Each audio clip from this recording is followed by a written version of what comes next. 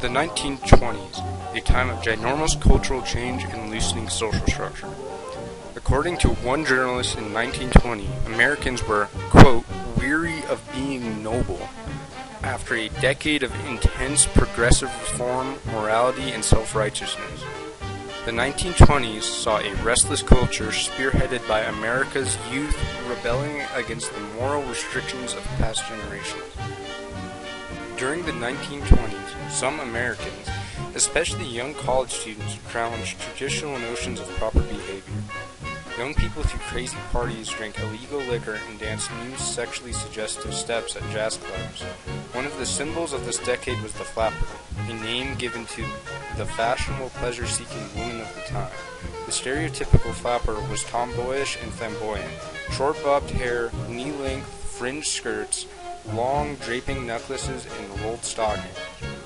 Although few women actually fit this image, it was widely used in journalism and advertising to represent the rebelliousness of the period. The traditional norms of American morality looked down upon these developments, and especially criticized new dances and college students' want to drink and smoke.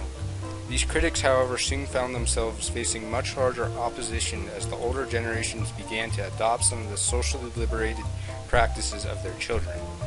With new social thinking came new social conventions. Most prominently among the youth of the 1920s, sex became far less taboo than had it been previously. Sex was more openly discussed and premarital sex more common.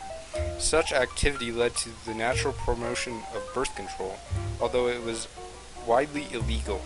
I call it, and is probably called by many others, the sexual revolution, and it brought with it changing ideas about women. Female sexuality was less suppressed, skirt hems were worn higher, and makeup became more common. It is important to note that although the Roaring Twenties and its attendant characters and events came to symbolize the decade, these stereotypes fit only a small segment of society. Traditional values, especially outside the cities, were not discarded completely, which made it illegal to manufacture, sell, or transport alcoholic beverages, went into effect in January 1920. Enforcement of prohibition, the 18th Amendment, however, was sporadic and underfunded and faced opposition in many states and cities, especially northern cities, where many prohibition laws were repealed. Given this lax enforcement, many Americans viewed prohibition as something of a joke. Bootleggers smuggled liquor from West Indies and Canada, while speakeasies in every city provided alcohol illegally. Organized crime controlled the distribution of alcohol in the major American cities, and gangsters such as Al Capone made a fortune while law enforcement officials looked the other way. Capone's income in 1927 was reportedly over $1 million.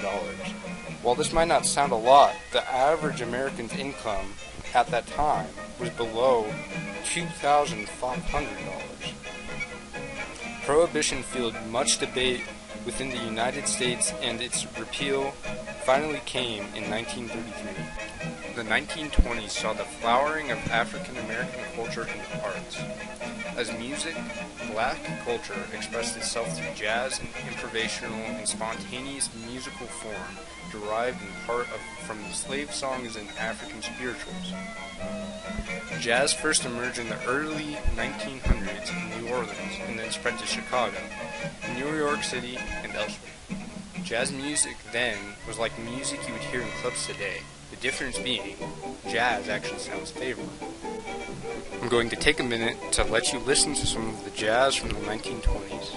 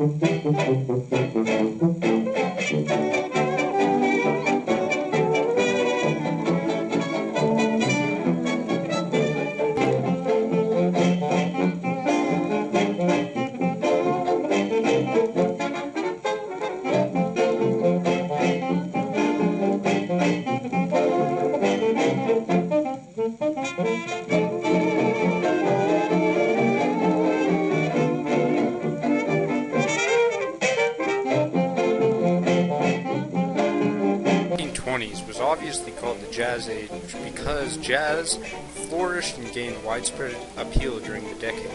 The improvisational character of the music was often associated with the loose morals and relaxed social codes of the time. Among the famous jazz performers of the period were Louis Armstrong, Bessie Smith, and Duke Ellington. The flowering of black literature in the Northeast, especially in Harlem and New York City, was known as the Harlem Renaissance. Black artists explored African American perspective through poetry and novels. One of the most famous authors of the time was the poet Langston Hughes, who published The Weary Blues in 1926. Harlem was the site of social activity as well as intellectual activity, as prominent and wealthy blacks hosted extravagant gatherings for Harlem Renaissance figures. Those are all the main cultural points of the 1920s. I hope you enjoyed the video.